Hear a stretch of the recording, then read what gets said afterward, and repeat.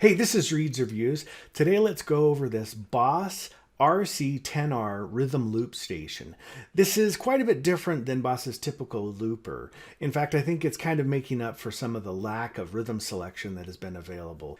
So this pedal took me kind of a bit to kind of sink into or to fill into. When I first picked it up and started playing it, it didn't necessarily work exactly like I would have expected. The best way for me to think of this pedal is kind of two pedals in one. You have a looper side and you have like a rhythm maker side. So this is loop and rhythm maker. What I'm going to do is I'll go over the features of this. I'll show you how to use it, and then I'll give you my opinion on it.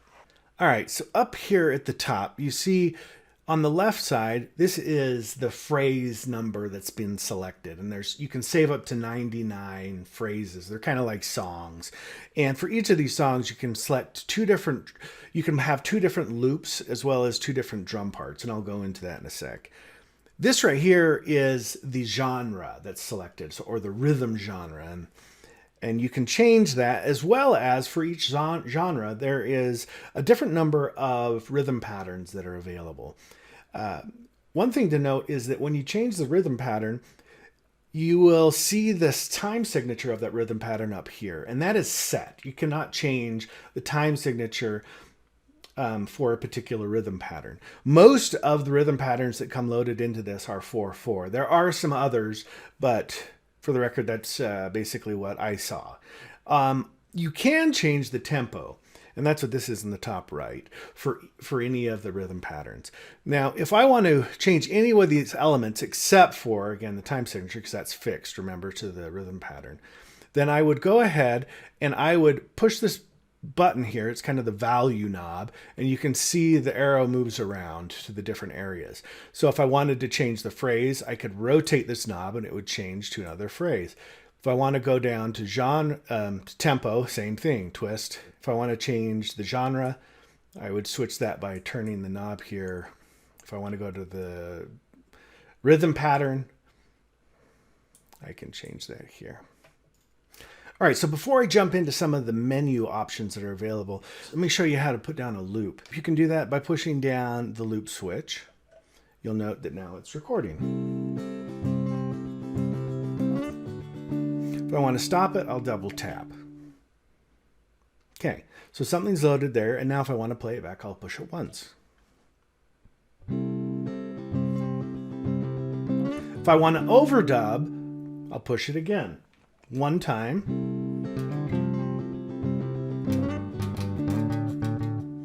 Okay, double tap, it will stop it. You'll notice that when I pushed it once, it went kind of a yellow color, and that means you're overdubbing. One thing you'll notice is it did not include any rhythm. There was no drums. And again, that was kind of what I was saying earlier. I'm using this side, the left side, which is the looper side, independently of the rhythm side. Now, if you want to bring in some drums, you can go ahead and do that. I right now have an intro, and I'll be doing a part 1 for drums. So you can hear it. There's the intro. Okay, there's the part 1. And this will just keep on playing. One thing that's kind of nice is that if you want to do a quick a fill, you just press once, and it will do kind of a generated fill that it has for that part 1. If I hold this down, it will jump into a part 2. It's slightly different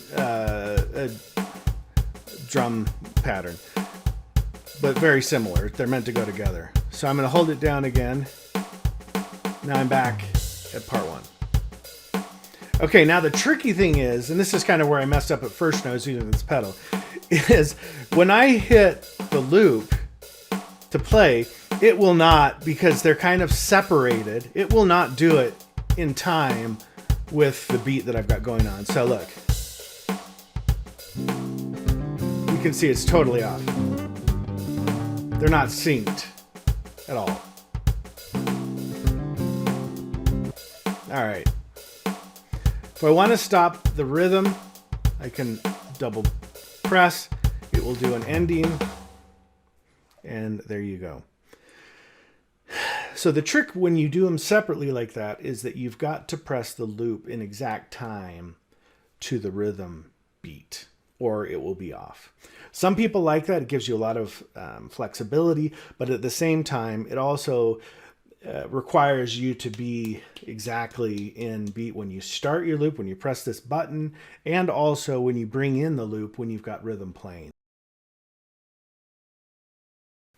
Now, you can also sync the two sides, the looper side and the rhythm side. And the way that you do that, you can either do it one way in the menu. You can push here. It's at the very beginning. Push down here, sync switch. So this will sync. Oops, I've got to push it again. This will sync the two sides. Okay, you'll see here that it changed colors. The area that was green is now blue here. And that means that you're in a sync pattern. I'm going to go ahead and turn it off. And I'm going to show you how to set it into the sync mode that I use. It's a little bit easier. And that is if when the looper is off, when the rhythm section is off, you will hold this down. And did you see how that kind of blinked twice? And now this is blue. Okay, so now they should be synced. Here's the interesting thing, because when I recorded the loop side, if you recall, I didn't start right at the very beginning. I waited a couple beats.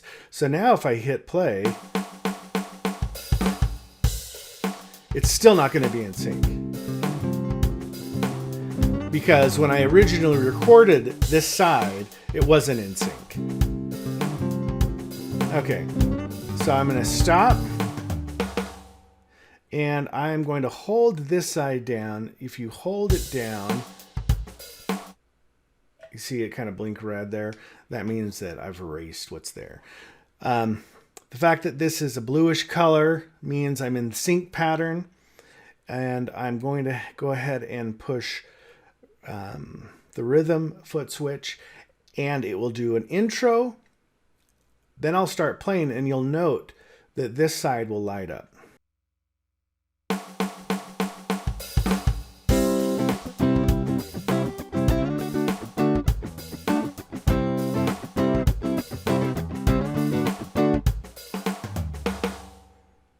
All right, so it was synced when I recorded that loop. It played the intro. If you recall, I waited till the end of the intro to record.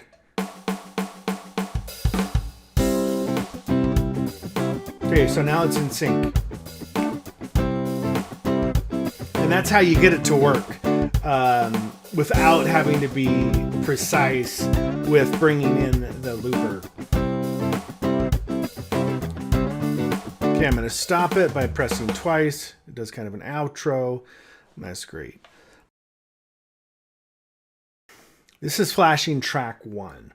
So that means, okay, hey, I've laid down one track. And you can set this, if you go up into the menu, you're on the rhythm and loop, push down, sync switch, rhythm kit. Okay, see this says loop track mode. It changes whether the next track that I put down would basically be overlaid, or that's kind of like an overdub on top of the first track, or if it will be done in a series, or if it will play after the first track. So it's set on series right now. So let's go back here. We're at on track 1. I've recorded track 1. I've got part 1 for the drums. Kind of one of the weird things about this pedal is that when you're playing with the second track, you have to really get it right off the bat. Unfortunately, I can't switch with this button directly to track 2 and start recording it. There is a way to go in here, and I'll show you that in a second, to set it up to where track 2 is going to be the one that's played when I press this for the first time. But the way that I get to track 2 is by pressing this down and then holding it down. You'll notice it jumped to track 2, but that's when I have to start recording. I didn't start playing anything. This went to track 2. I haven't started recording anything. And when I hit stop, I've lost my chance to record on track 2. It's not as user-friendly, I think, as a lot of loopers, in the sense that you can, from the foot switches, kind of immediately go into track 2 for the looper and override it and redo it. In order for me to go into track 2 with the switches, I have to start here. And then I'll go into track 2 by holding it down. Now it's in track 2. Notice it's playing, but I never played anything. So I'm going to hold this down. It's on. You saw that blink. The whole thing blink. Now it's kind of reset. Now, in order for me to record, I have to just catch it, or basically push this at the right time and play. I goes a little bit off.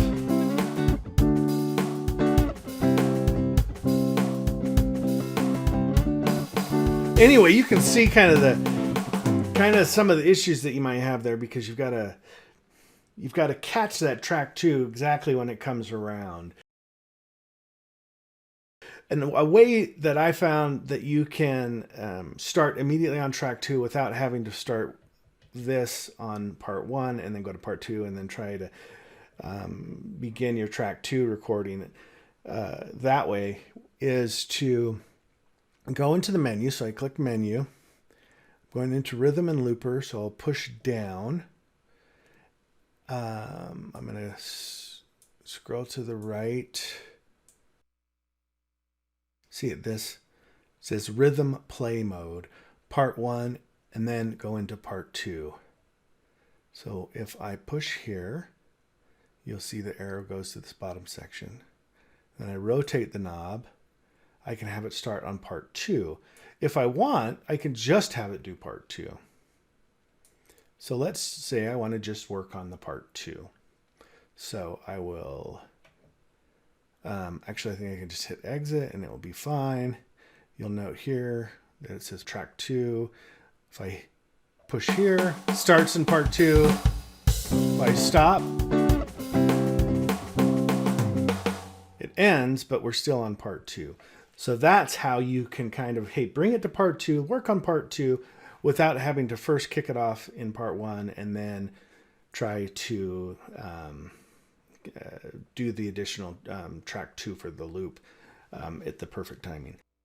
Now, this didn't sound great, so let's restart it. I did that by, again, pushing the loop button, holding it down, and then you'll see the screen flash. And that means that it was reset. Okay, so I'm on track 2, and then I'm on part 2. So let's go ahead and put something down.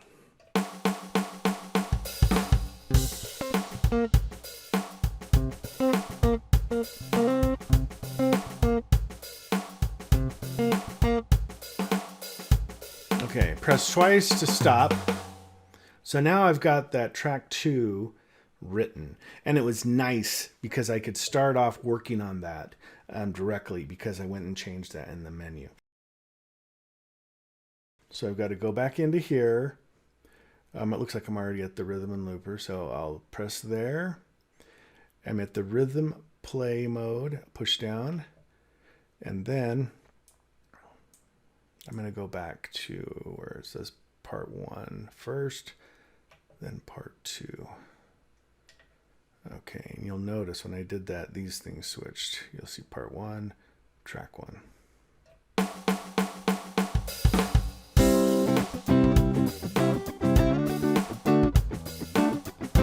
Okay, I'm going to hold this down, and now it'll go into track 2. And that's what we recorded just a second ago.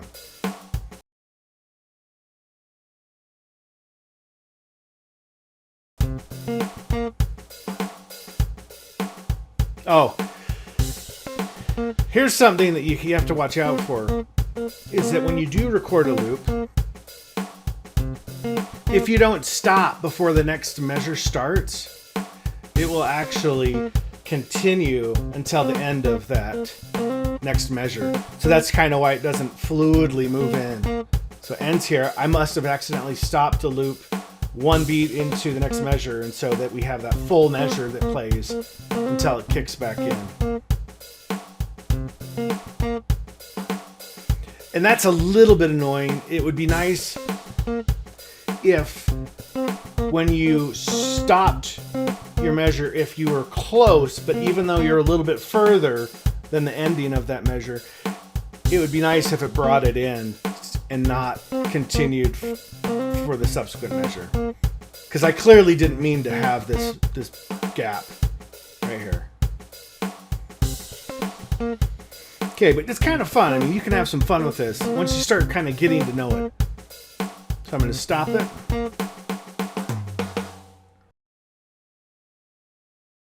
Similar to other loopers, you can specify what you want to happen when you are on a loop, whether you want it to just continually loop, whether you want it to, what they call one shot, means play once and then move on to the next loop. And you do that. Okay, I'm in the rhythm and loop here. Push down on rhythm and loop, and I will move to right here. So currently, when I start, it will just loop until I hold part one. It will loop, or track one. It will loop until I hold this down and go into, and specifically say go into track two. But here, if I push this and then I change this from loop to one shot on the first track, you'll note it will just play it once. You'll notice that it played at one time and then continued just playing the rhythm part one without the loop. So the one shot is basically saying, boom, hey, play track one once, but we're still gonna keep with that rhythm pattern. Hold this down. And on the second one, second track,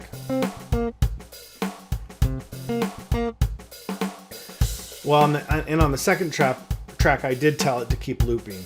So it will start up again here.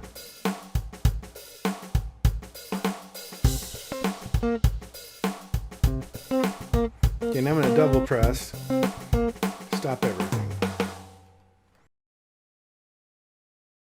All right, so now let me show you how you can change how the pedal responds when you double press here, which means basically stop. So if I want to stop the rhythm playing, I can choose that it can either stop immediately or it can wait till the end of the measure. I can also specify whether I want it to add a outro, and I do that on the rhythm and loop section in the menu, and I will go to, there we go, stop mode. So I will click here, and this will show you the different options. So when it says loop end, that means basically it's going to finish the entire loop. It's not going to wait for just one measure. You know, you'll note that a measure, like if it's 4/4, we're going to have 4 beats here, and that's going to be one measure. But a loop can span more than one measure. So if I want to end at the loop, end, and then I want an outro, then I would have set it to this. We can quickly do that. So I'm going to click it. So you'll note it'll keep going. And then it should do a little outro. You hear that? It's a very, very quick outro. Okay, so if I want to change it to fade out, I really don't need to play that. It's just going to gradually fade it out. Let's see what else we have. The measure end, instead of continuing to play here to the end, it will go to the next measure. So, okay, so I'm going to double press. And you notice I did it toward the end of the measure, and it stopped. So that's kind of cool. All right, so another option is immediate, which is basically, if I want it to just kill, when I double click, boom, I get the immediate. And that can come in handy, especially when you're, you know, if you're not trying to play this like while you're performing or something, and you just want to mess with it, and you don't want to have to wait for that outro every time. That's kind of nice to have the immediate. Now I could go in and I could kind of go through every little thing about this pedal, but what I wanted to do is show you kind of the basics on what helped me kind of what I'm calling settle into the pedal, understand how to use it and not get frustrated with it. So that was kind of the demo that I just did. And let me give you my opinion, my 2 cents about this pedal. There are a ton of features with regards to connecting via MIDI. You can also connect foot switches that allow you to maybe control some of those things that I thought were a little bit obnoxious, which was not being able to start immediately at your track 2 without having to go fix it in the menu. And, you know, with some of these other features that you add onto it, whether it's a foot switch or MIDI, you can kind of get around that and make it super, super flexible. But I think a lot of times people buy these pedals just because they want the pedal to kind of do everything for them. And in this case, you might feel a little bit restricted if you don't get additional controllers to go along with it. So I guess my first thought is that it's kind of complicated for somebody that wants the pedal itself to do everything for them and not have to buy anything else. Maybe it's not the best choice, but if you're willing to put in the time and you do get maybe at least one foot switch to go along with it, it could be worth your while, especially if you're looking at being able to have some flexibility with different drum patterns. Hey, if you love guitars and you're into effects, go ahead and subscribe to my channel. I'm constantly reviewing new and older pedals, and when I do, you'll be the first to know. Hey, take care and thanks a lot. Bye.